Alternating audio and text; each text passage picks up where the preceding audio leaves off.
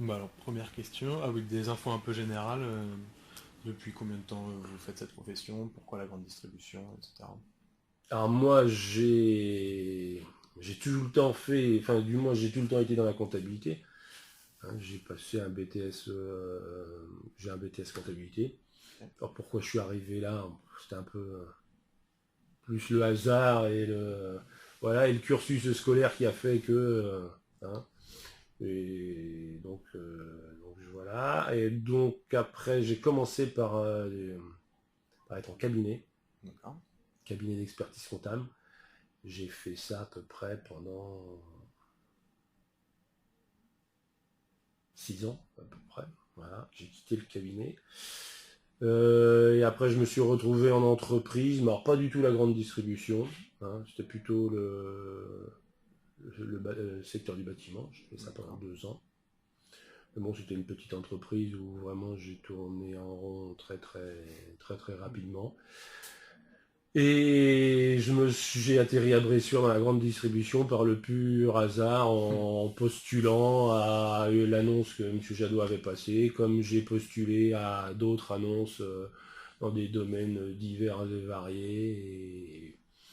Et en fin de compte, je suis là parce que j'ai été retenu. D'accord. Pas de volonté Il n'y particulière avait d'aller pas dans de la distribution. volonté particulière d'aller travailler dans la grande distribution.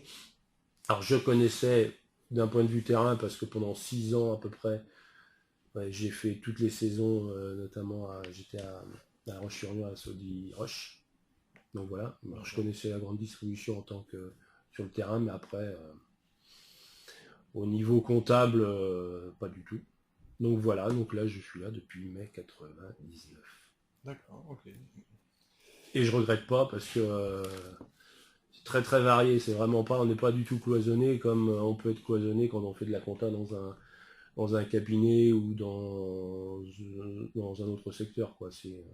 Et même aujourd'hui, la compta est devenue, dans la proportion du travail, est devenue, je dirais, une partie infime. Qu'est-ce que, qu'est-ce qui a changé? Qu'est-ce qui est devenu primordial maintenant? Pas forcément grand-chose, enfin, rien n'est devenu primordial, mais c'est qu'il y a beaucoup, malgré tout ce qu'on peut entendre, il y a beaucoup plus de papiers, enfin, c'est de déclarations diverses et variées, enfin, c'est très très varié, quoi. C'est D'accord. vraiment. Bon, après, l'organisation fait que aussi la comptabilité, je la fais pas en direct. Hein. J'interviens sur le contrôle de gestion, j'interviens sur la révision dans le cadre du bilan, mais la comptabilité au quotidien, je ne la fais pas. Mais c'est vrai que là, par exemple, là, je suis en train de gérer un problème de malfaçon par exemple, sur le drive de Bressuire. Donc voilà, donc ça, c'est des dossiers comme ça, c'est plein de petites choses, mais D'accord. Ok. Alors, on va passer à la première thématique, ça va être la, sur la mesure de la performance dans les entreprises à différents niveaux. Euh, c'est quoi les critères dominants pour apprécier la performance d'un salarié en termes plus financiers ou comptables? Est-ce qu'il y a des indicateurs déjà de performance humaine entre guillemets? Quels sont-ils? des indicateurs Pour mesurer entre guillemets l'efficacité d'un employé, enfin mesurer l'efficacité ou l'inefficacité, ça dépend de ce qu'on cherche à. Comment est-ce que voilà, quand on gère les chiffres un peu comme vous, euh, on, on arrive à apprécier une performance d'un salarié ou d'un. Après, on peut alors si c'est extrapoler au rayon, par exemple alors, aussi, si c'est un ces salarié, critères. enfin après un employé, je dirais qu'on n'a pas de performance, enfin d'indicateurs D'accord. chiffrés. Alors, on va regarder déjà enfin si en ce qui nous concerne, nous, notre activité, on va regarder le remplissage. Mhm.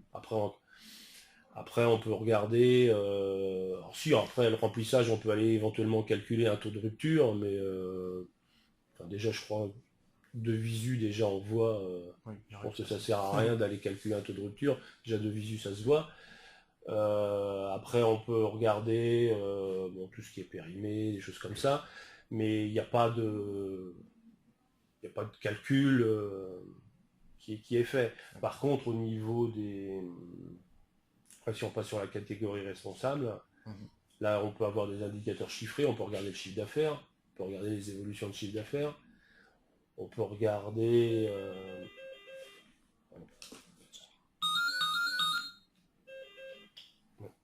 te rappellerai, Julien, je suis en rendez-vous tout à l'heure.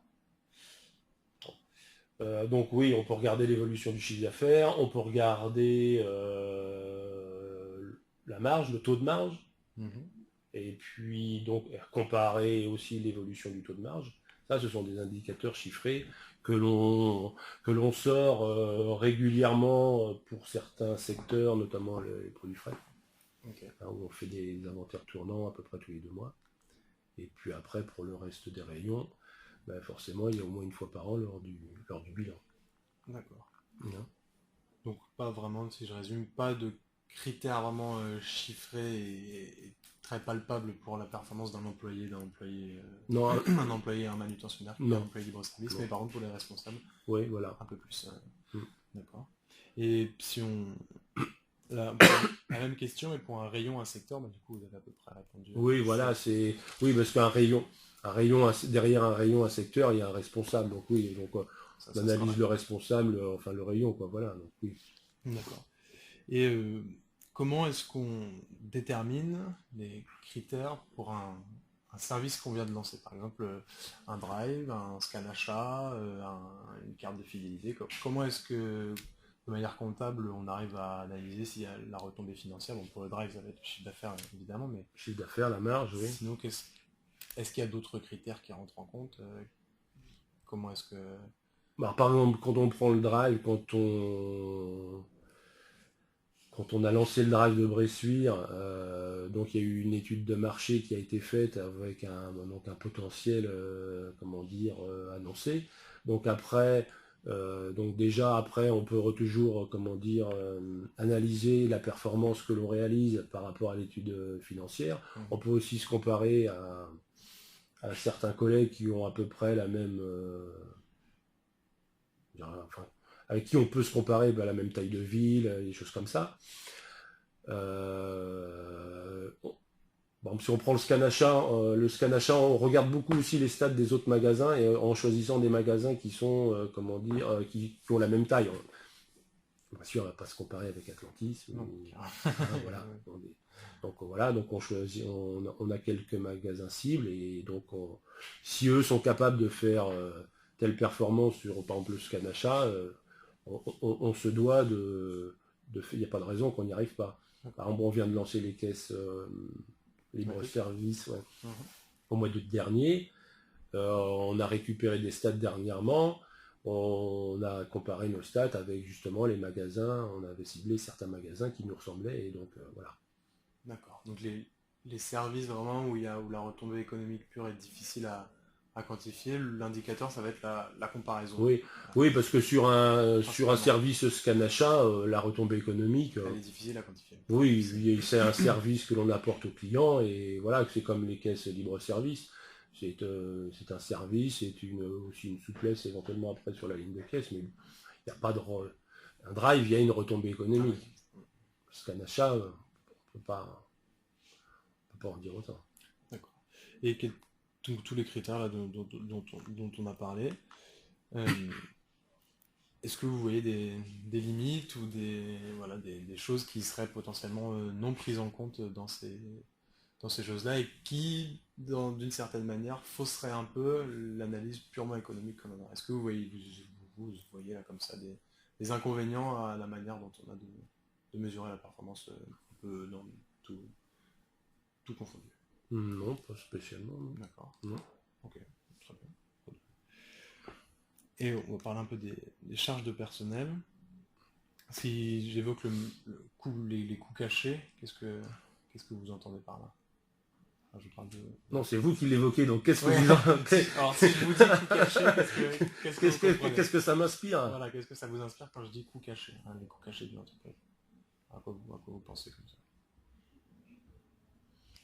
Coûts cachés. Déjà, je trouve que les pas cachés, c'est déjà bien suffisant. Donc les coûts cachés, ça peut être notamment, moi je dirais plutôt dans cette catégorie, je mettrais plutôt le coût de l'absentéisme, par exemple, des choses comme ça. Tout à fait. Hein, le coût du vol. Hein, parce qu'on sait que le vol interne, c'est une grande... le coulage interne représente une grande partie du coulage total. Ah oui? Okay. Ouais, oui. Et après, c'est pas quantifiable, mais bon, c'est pour être surpris. Donc voilà. D'accord. Et est-ce que ces coûts sont appréhendés de manière comptable ou est-ce que vous essayez de les appréhender de manière comptable? Ou est-ce qu'il y a, déjà, est-ce qu'il y a un intérêt à les appréhender? Est-ce qu'il faudrait les appréhender? Et comment? Un intérêt...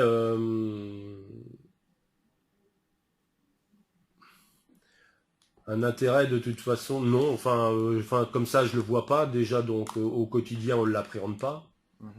Hein. Alors, quand on fait le bilan, quand on fait le bilan annuel du CHSCT, hein, on se doit. Alors, il y a une statistique à sortir sur le coût de l'absentéisme dû aux accidents de travail. Donc, je fais un petit calcul. En fin de compte, comment dire, je comptabilise le nombre de jours d'absence pour accident de travail et je considère que tous ces jours sont remplacés. Donc je calcule le coût du remplacement en intégrant bien évidemment la précarité, les congés payés, les charges patronales. Donc voilà, c'est le seul moment, je dirais, de l'année où je comptabilise ce coût lié à ces absences. Mais bon, c'est purement, je dirais, parce qu'il faut le faire, c'est obligatoire, mais autrement au quotidien, de savoir que ça nous coûte 100, 200, 300, je dirais, non, ça nous... Quelque part, il n'y a pas d'intérêt réel pour l'entreprise. Pour quelle raison? Parce que ça représenterait par exemple une goutte d'eau comparée à... Ça représente une goutte d'eau, je sais pas, on pourrait peut-être être aussi surpris, mais bon, c'est pas du fatalisme, mais non, mais je veux dire, autant calculer une marge sur un secteur pour voir, c'est un intérêt pour voir la performance, mais là, c'est un coût malheureusement subi, donc c'est bien. Mais c'est peut-être, c'est peut-être à tort aussi que c'est pas, comment dire, que c'est pas calculé. Mais maintenant, ça, pour le coup, il pourrait aller au-delà du coût réel du remplacement, parce que le coût, il peut être aussi après, c'est un mauvais travail sur le terrain, un mauvais remplissage, donc c'est de la perte de chiffre, donc et ainsi de suite. C'est des rotations qui peuvent être mal faites parce que la personne arrive et ne sait pas très bien faire, donc c'est de la casse. Enfin, voilà. Donc le coût, il peut ça peut aller très loin dans le calcul. C'est exactement ça d'ailleurs les coûts cachés. Ouais. Tout ce qu'on quantifie pas, parce que soit on n'a pas un intérêt immédiat à le quantifier, ou soit parce que ça demanderait vraiment c'est très très très complexe. Ce serait très complexe, ça demanderait beaucoup de temps et beaucoup de... Pour une retombée qui déjà... Parce que oui, voilà, parce qu'après, faire un calcul, c'est une chose, oui, mais après, voilà, si c'est juste pour prendre la feuille, le mettre dans le tiroir, on a calculé, on est content, mais après, c'est exploiter, et c'est justement à partir de là de trouver des solutions, mais malheureusement, face à l'absentéisme et tout ça, je suis pas sûr que le calcul du coût soit la solution. D'accord. Je crois que le problème, il est plus profond que ça. Quel est le problème? Je crois que aujourd'hui, sur l'absentéisme, l'absentéisme, tout un tas de dysfonctionnements dans la grande distribution. Oh bah, je suis pas sûr que après cet absentéisme soit un problème lié à la grande distribution. D'accord. On sait que c'est lié à quoi? À la société tout simplement? Oui, c'est à la société, c'est à la mentalité des gens, des jeunes aujourd'hui qui de toute façon n'ont pas forcément trop envie de bosser. Et puis quand vous voyez qu'il y en a certains qui, dans les 11 dont on parlait tout à l'heure, sont prêts à donner un revenu sans aller au travail, c'est sûr que ça ne motive pas pour aller au travail. Quand vous, aujourd'hui, vous pouvez vivre à peu près correctement sans travailler, comment voulez-vous qu'après on soit motivé pour travailler? Hein? Très bien. J'entends. On va aborder les thématiques un peu plus RH. Ouais. RH dans une... Alors justement, en parlant des mutations sociales, voilà. Comment est-ce que vous percevez la promotion interne? d'entreprise. Qu'est-ce que vous en pensez? Quels sont les avantages, les limites par rapport au recrutement d'un jeune diplômé, par exemple? Déjà la promotion interne, moi je trouve que c'est très très bien, parce que déjà ça donne la chance à tout le monde. Je dirais ceux qui ont envie de se bouger, à un moment ils peuvent être récompensés. Après, l'avantage c'est que déjà on a affaire à quelqu'un qui connaît l'entreprise par rapport à une personne qui vient de l'extérieur. Et donc moi déjà je sais ici, si on peut privilégier la promotion interne, on la privilégie. D'accord. Donc c'est une très bonne chose. D'accord. Ça pourrait être un bon levier pour. On s'est rendu compte, par exemple, on s'est rendu compte de ce que j'ai pu dire, que l'absentéisme était aussi souvent lié.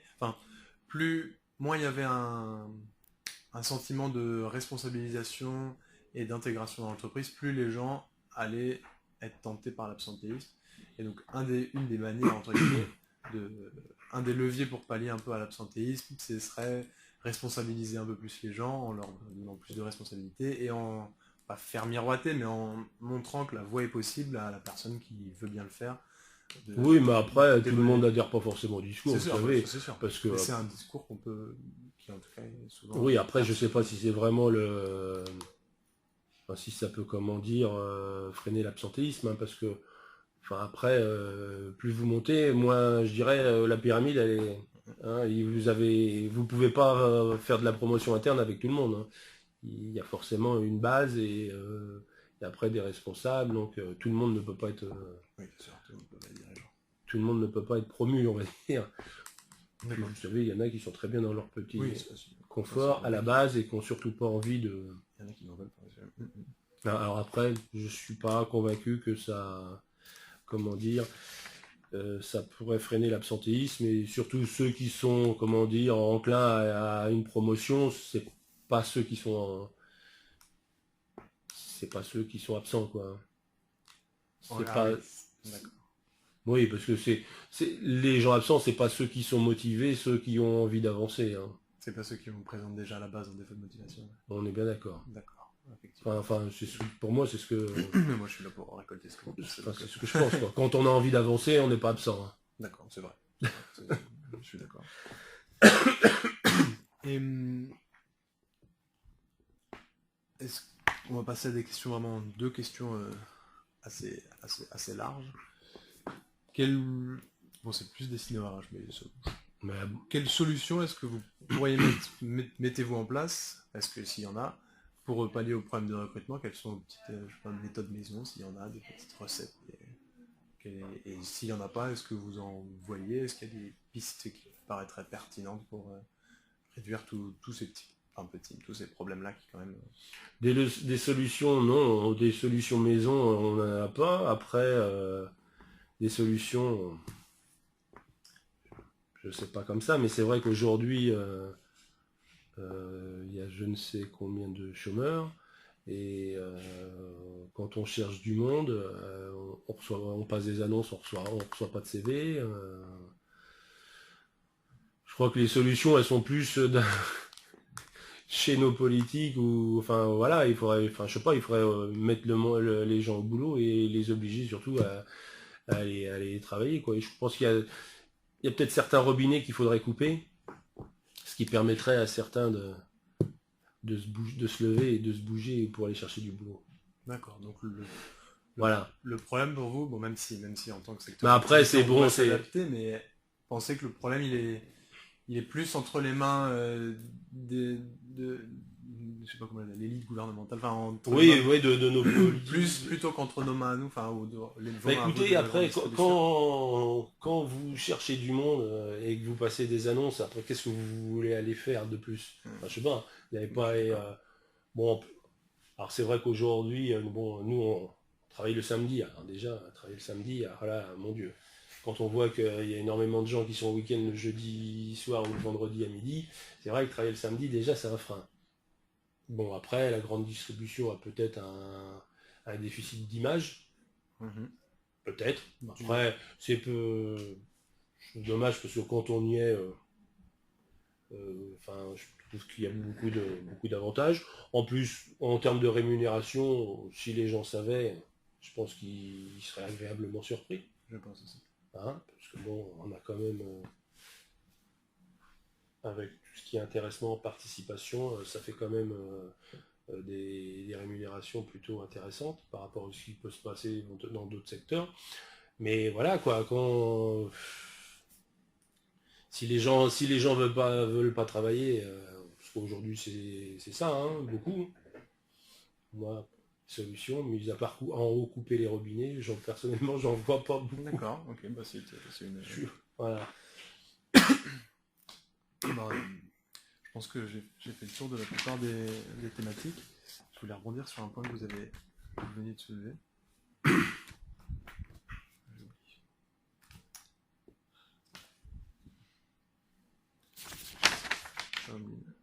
Non, moi c'était bon. Non, bah oui, en tout cas, bah merci beaucoup pour vos réponses. Ça va m'être très utile. C'était très instructif. Et si vous voulez que, vu que vous avez participé à l'élaboration, que je prenne votre adresse mail et que je vous envoie le rendu final quand ce sera fini. Si ça vous intéresse. Ouais. Et bon alors, quelle est votre adresse mail? Alors c'est RESPADM. RESPADM. Et puis la suite, c'est point bocage. Et voilà. @skawest.fr. Voilà. Okay. Mais donc c'est un mémoire pour valider votre c'est ça. Alors, cursus final, quoi. À la base, oui, c'est fait pour valider. Mais moi, j'ai quand même vu une dimension, une autre dimension, et je me suis dit, pour que ce soit, que ce soit utile et quitte à, entre guillemets,